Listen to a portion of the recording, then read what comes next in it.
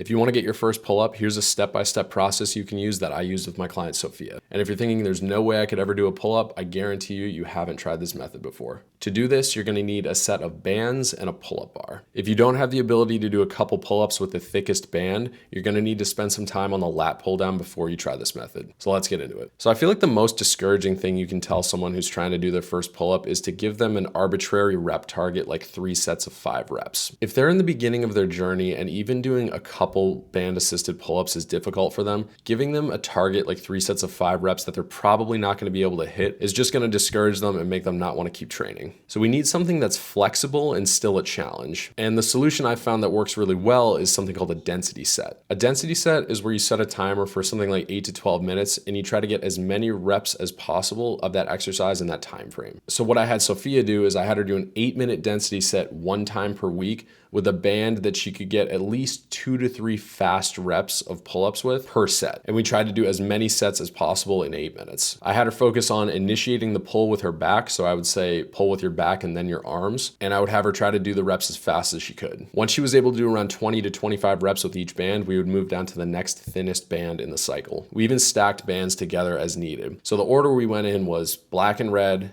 black, green and red, green and orange, green. And then once she was pretty confident with the green band, I had her do a top set with just the red band before we started our density set, just to give her some more confidence with that thinner band. And then 1 week, the reps were moving really fast with the red band. So I said, all right, next week, we're going to try the bodyweight pull-up. And then this video you see right here is her getting her first bodyweight pull-up. So I was right. She was able to do it. And this is all just from spending 8 minutes on pull-ups per week. This method really doesn't take that much time. So if you want to get your first pull-up as well, follow this method. And I promise with a little bit of patience, a little bit of hard work, you'll get there. And if you have any questions, just let me know in the comments and I'll answer them. And I'll see you in the next one. Peace.